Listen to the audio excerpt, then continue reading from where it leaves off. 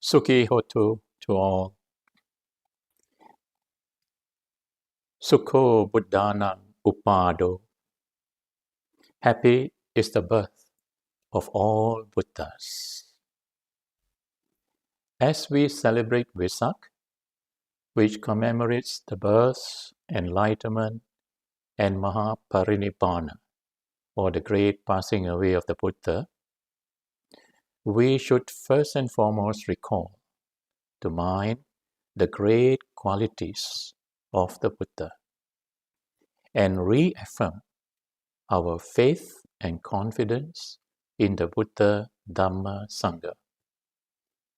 By committing ourselves to the practice of dana, sila, bhavana, by practicing generosity, morality, observing the precepts, and the development and the purification of our minds. Going for refuge to the Buddha and our commitment to the Dhamma is very important in these times, these challenging times. Now, what are the great qualities of the Buddha? In the contemplation on the Buddha or Buddhanusati, which forms part of our daily devotions, there are 9 special qualities. You may be familiar with the following. Itipiso Bhagava Arahang Samma Sambuddho Vijja Charana Sampanno Sugato Lokavidu Anuttaro Purisa Dhamma Sarati Sattha Deva Manusanam Buddho Bhagavate. Now, in this stanza or in this formula, the first quality of virtue is Arahant. Who is an Arahant? An Arahant is considered as the worthy one, worthy of reverence, worthy of salutation and offerings.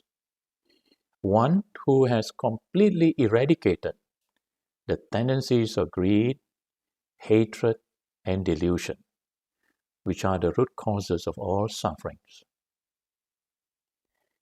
If we could just recall how difficult it is for us to overcome our craving and attachment, the anger, aversion, hatred, and grudges, we will realize the greatness of the Buddha, who has totally overcome all forms of craving and attachment, all anger, aversion, hatred, grudges, and so on.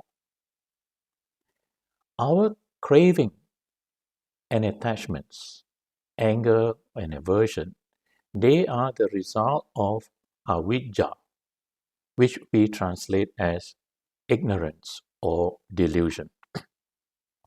Now, this does not refer to the ignorance of anything and everything under the sun.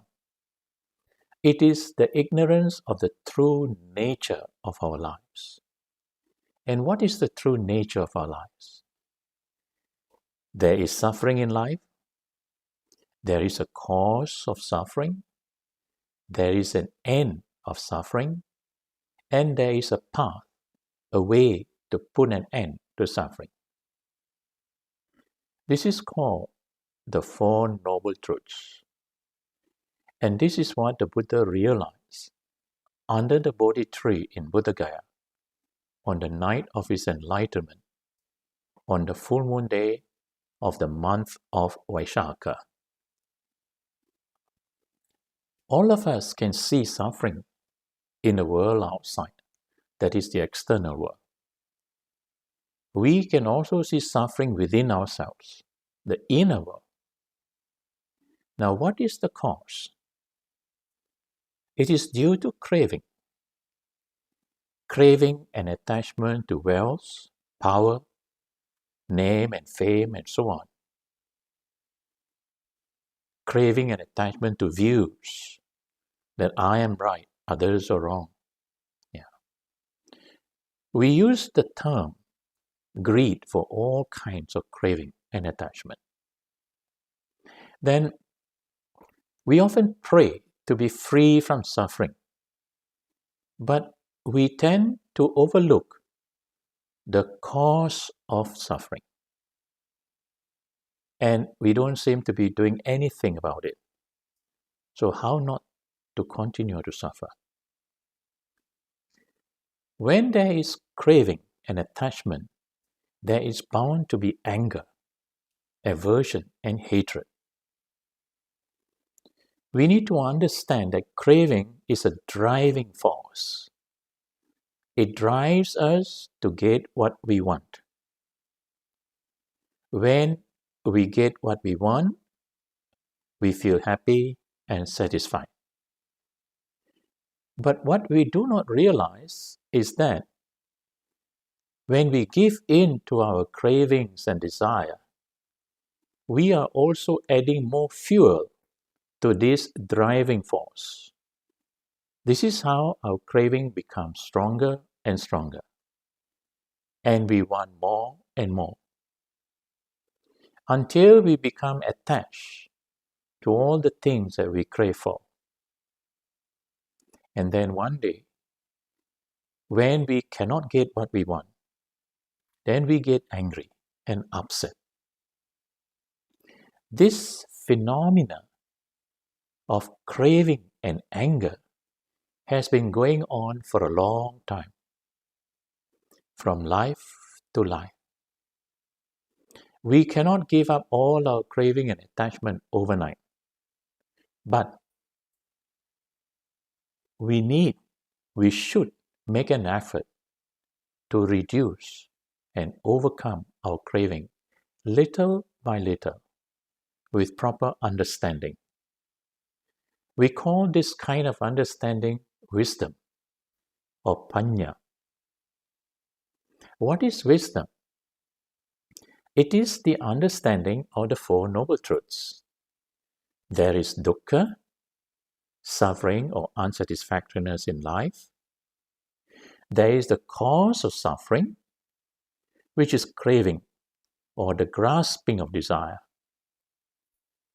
Then there is an end or cessation of suffering. In other words, it is possible to overcome our cravings and attachment.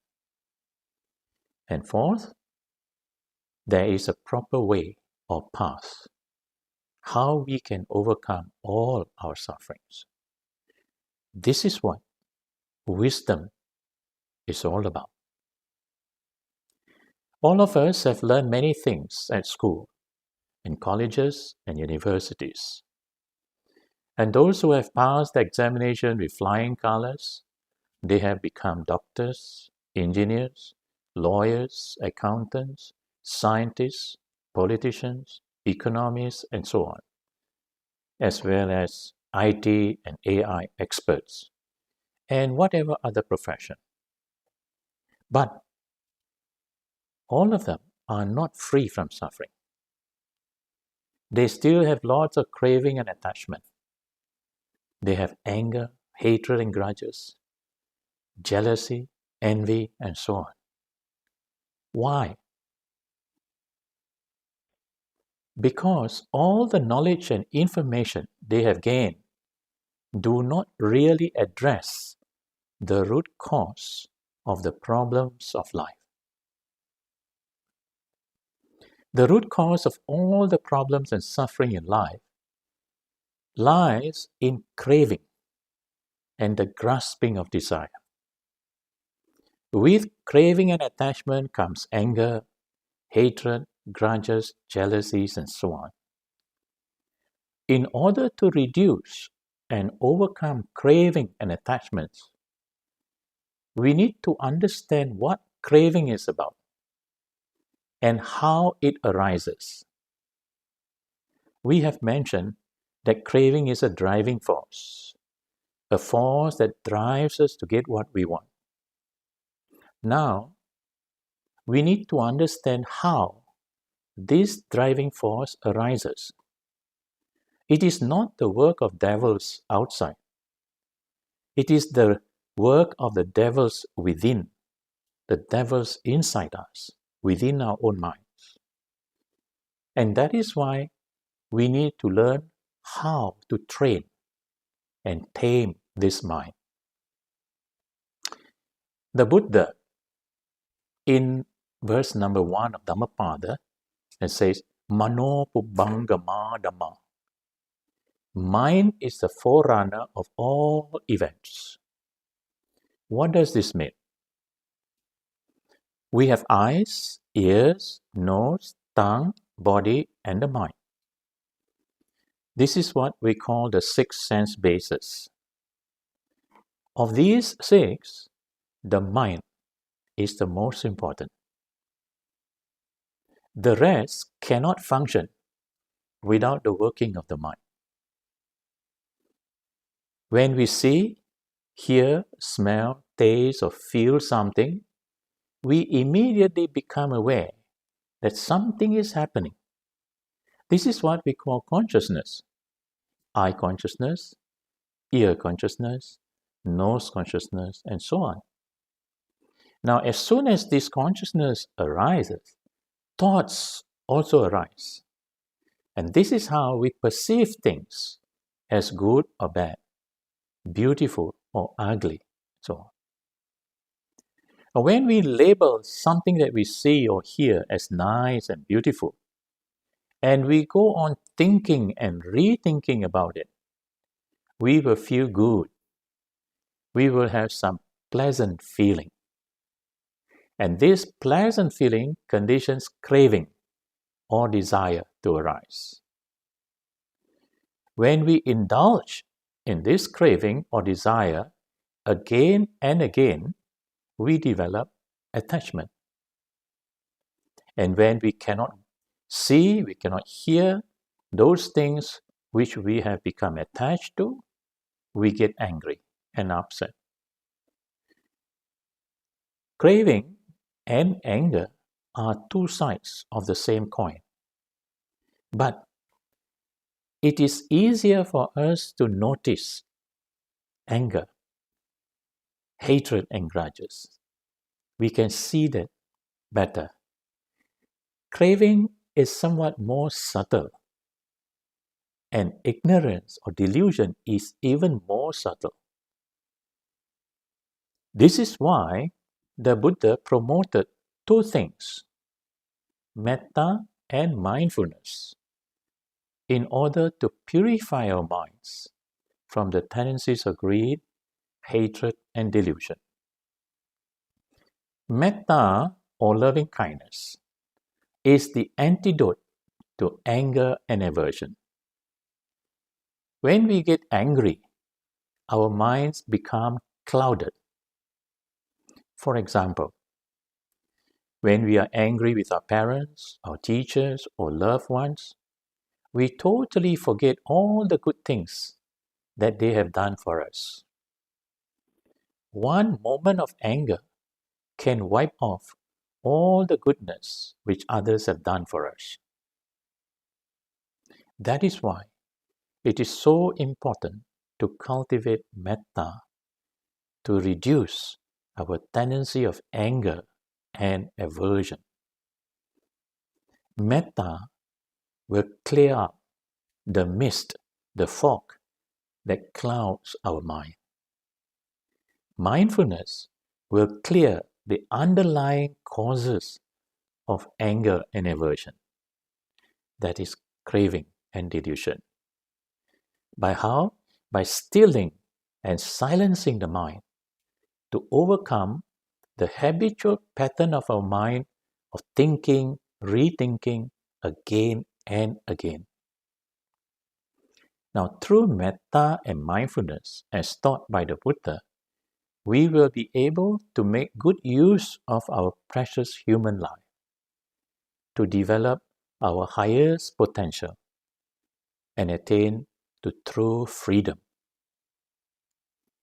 We are living at a time when war, environmental pollution, climate change, and the aftermath of the COVID-19 pandemic, they continue to impact the well-being and happiness of many around the world.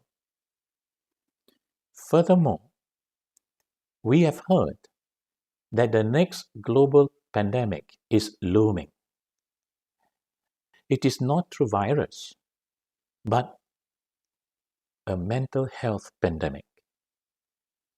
Surveys shows that anger, stress, worry, sadness, they have been on the rise globally for the last 10 years, for the last decade or so. Anxiety, depression, loneliness, and a range of other mental health issues which affect individuals and their communities, as well as global society at large. They're all becoming more and more common these days.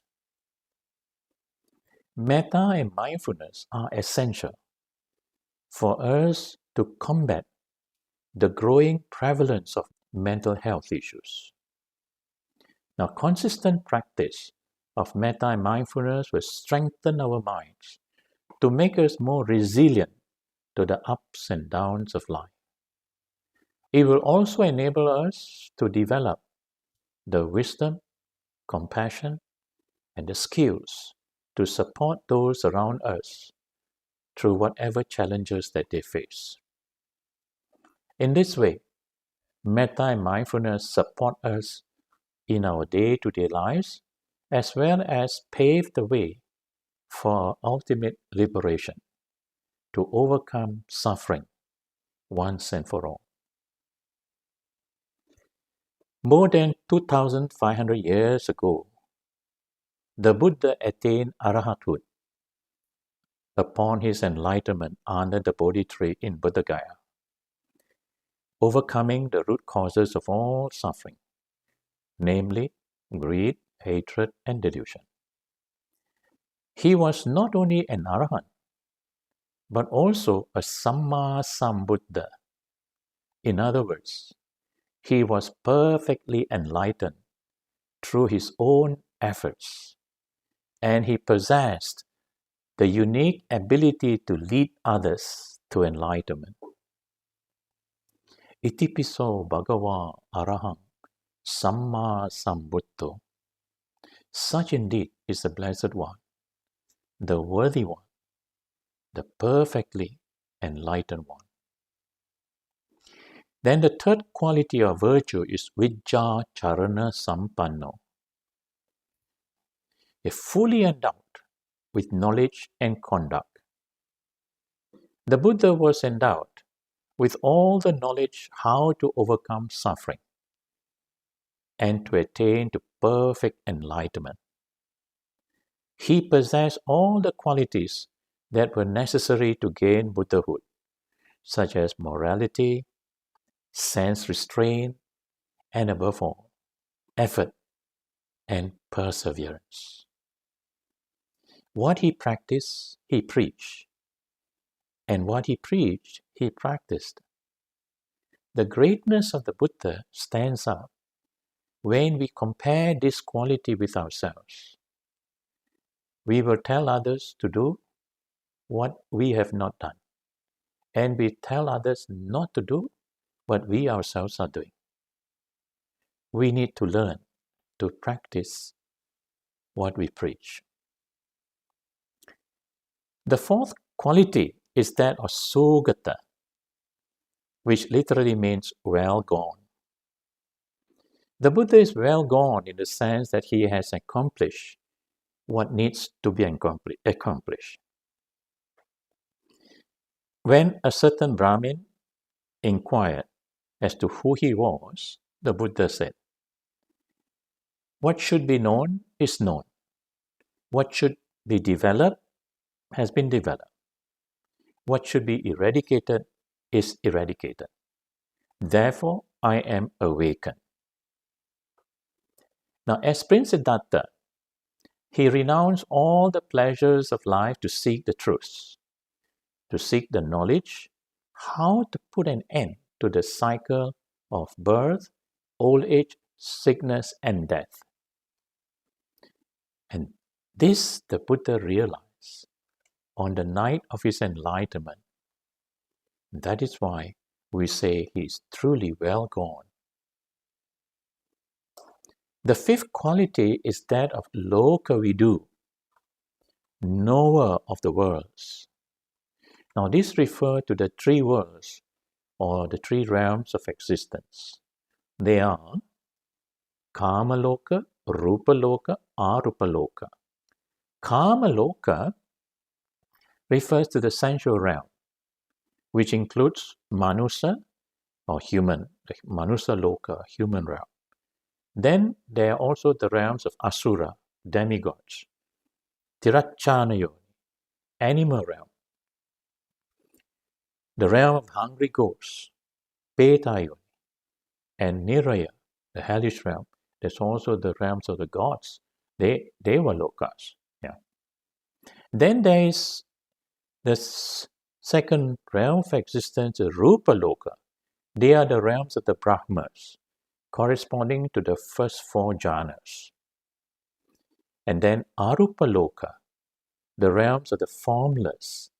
They correspond to the fifth to the eighth jhanas. Now, through the laboratory of his enlightened mind, the Buddha was able to describe the whole universe in terms of what Buddha says, hundreds and thousands of microcosmic system makes a mediocosmic system, and hundreds of thousands of mediocosmic system makes a macrocosmic system, and so on. So actually, Buddha described the universe in terms of micro, medio, macrocosmic system, and so on. The Buddha was able to see how beings die and are reborn in various places and in different forms, according to the law of karma, the law of cause and effect. He also saw that there is not a single being in any of the 31 planes of existence that is totally free from suffering. And he knows why they are suffering, owing to greed, hatred, and delusion. In the Rohitassa Sutta, the Buddha explained, there is no end to suffering by reaching the end of the world. Instead, he encouraged us to look within ourselves, within this fathom-long body. And when we compare this with all the knowledge we are able to access through the advancement of science and technology, we will realize that the knowledge of the Buddha is supreme. Now, moreover, all the worldly knowledges which we acquire, they will very quickly be forgotten as we age. But the Dhamma, when put into practice, will bring about lasting transformation. It will condition our future lives until final liberation is attained. Such is the quality of the Dhamma. It is opanayiko. Opanayiko means to lead onwards, to lead forwards to Nibbana. One good and wise action will lead to another. And through merits and wisdom, we will make connection with the Buddha, Dhamma, Sangha, which eventually paves the way for our spiritual growth. Buddha is truly Loka Vidu, a knower of the worlds. Now the sixth quality is Anuttara Purisa Dhamma Sarathi, an incomparable guide or teacher for those who can be tamed. The Buddha had this unique quality of being able to tame the minds of sentient beings. Knowing their mental faculties. What are the mental faculties? We all have these 5 mental faculties. Saddha, Virya, Sati, Samadhi, Panya. Saddha is the faculty of faith or confidence, virya, effort or energy, sati, mindfulness, samadhi, concentration, and prajna, wisdom. Now, Buddha was able to prescribe different practices appropriate to individuals' temperament. As such, he was truly and a very effective trainer. He was also able to tame animals, such as the fierce elephant Nalagiri. And he also appeared in other realms of existence to teach and tame the devas and asuras, including Alavaka, the Yakka, as well as the king of the devas, Indra Devaraja, Lord Sakra, who was the chief of the Deva realm. The Buddha was indeed an incomparable guide or teacher for those who can be tamed. Then the seventh quality is Satta Deva Manusanam, teacher of gods and men. The Buddha is regarded as a teacher of gods and humans.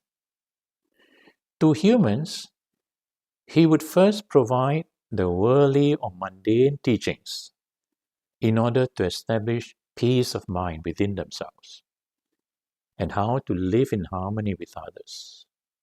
Now, these teachings are contained in the Sigala Vada Sutta, which outlines our duties and responsibilities towards one another, such as between children to parents, and between pupils and teachers, husband and wives, friends and friends, disciples and spiritual teachers, as well as employers and employees. Now, these teachings cover the whole social spectrum and ensure peace and harmony within the family and the society.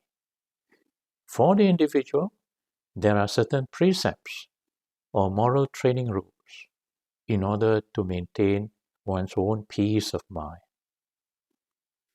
Now, once relative peace and harmony is established within the individual, the family, and society, the Buddha would promote the cultivation of merits and virtues that lead to good rebirth in the human as well as the Sadeva realms.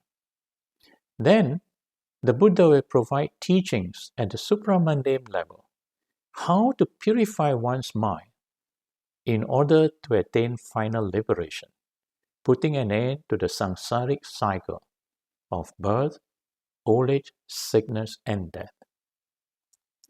To the Devas, the Buddha will provide teachings that prevent them from being deluded, thinking that their heavenly existence is a permanent and eternal one.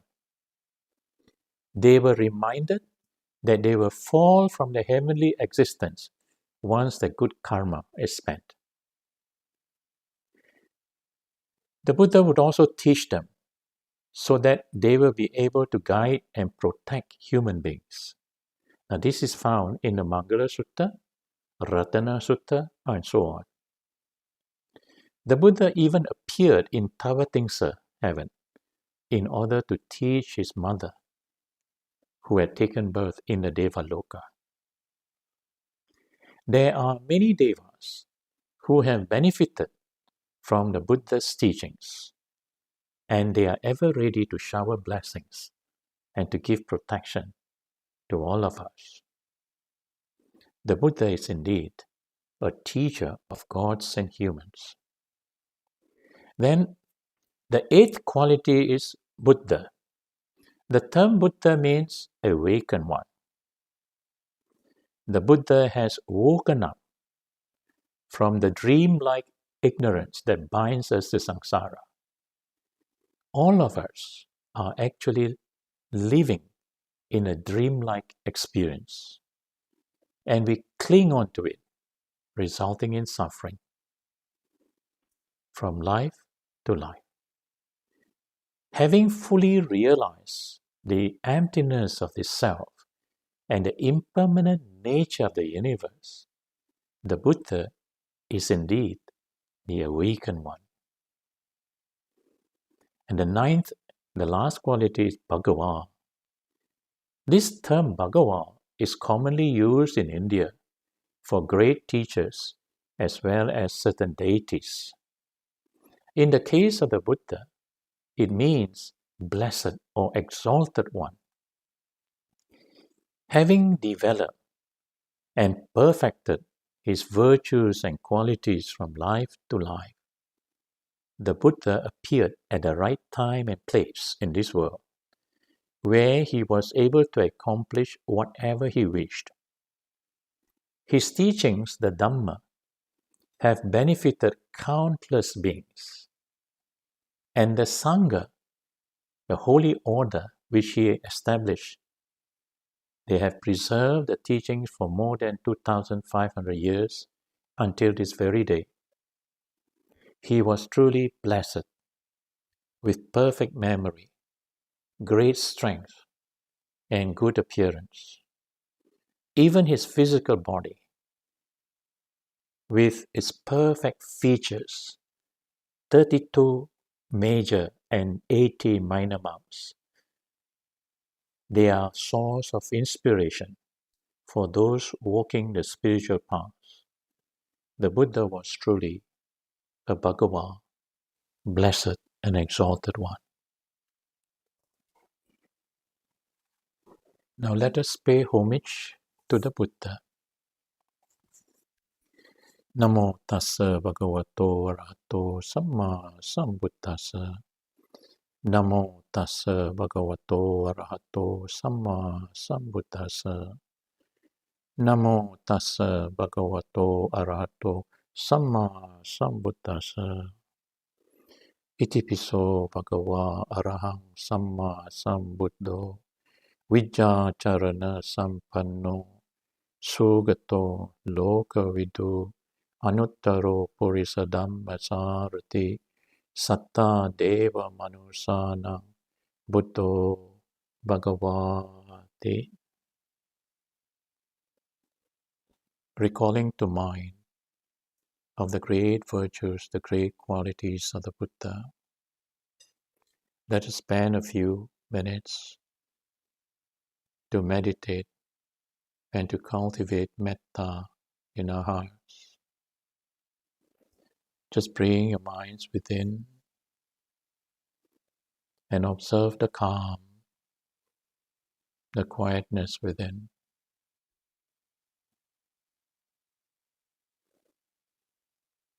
And remain in this state of calm and quietness with clear sense of awareness.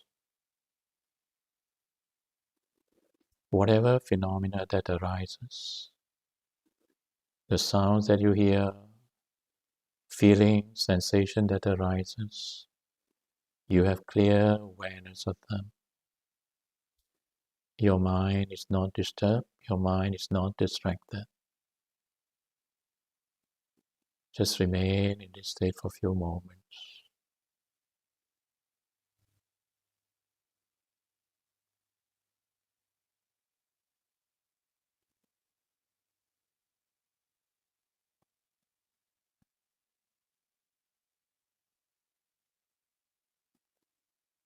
In this state of calm and quietness, let us commence with the practice of metta, loving kindness, wishing ourselves to be well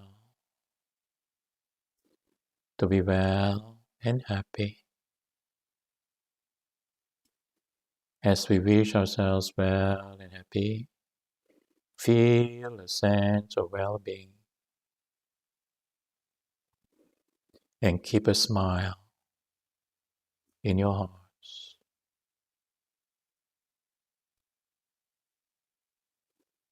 Be free from anger, free from enmity, from hatred and grudges, free from sufferings, from fear, worries, anxieties. and just dwell in calm and peace.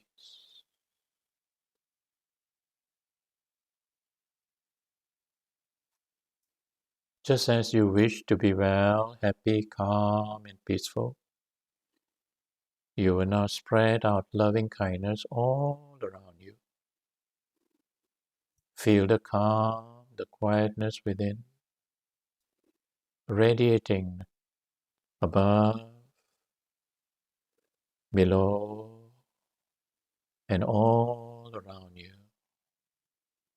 Feel the whole space around you with your aura of calm and peace, and the good wish that all who are present to be well and happy. From wherever you are, just spread out loving kindness to the whole country and beyond this country to all the neighboring countries, all the neighboring islands, covering the whole world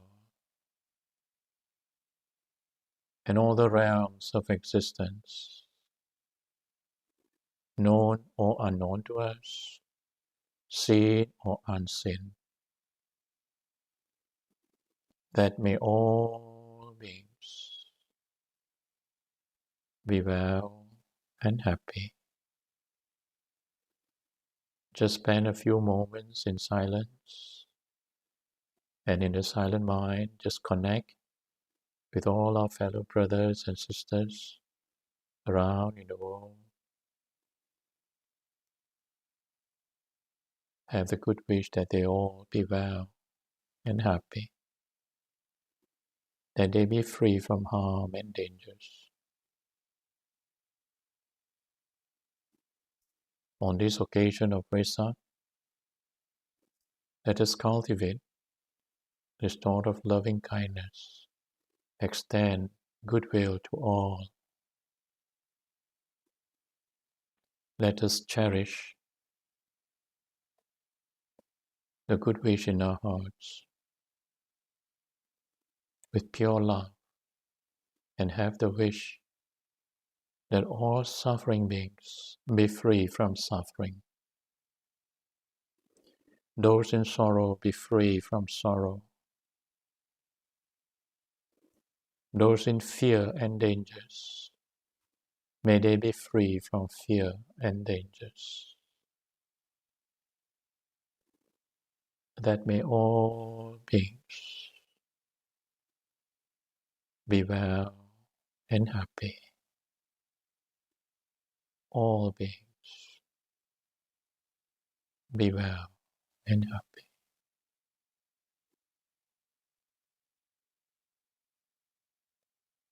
Sadhu, sadhu, sadhu. Happy Vesak to all.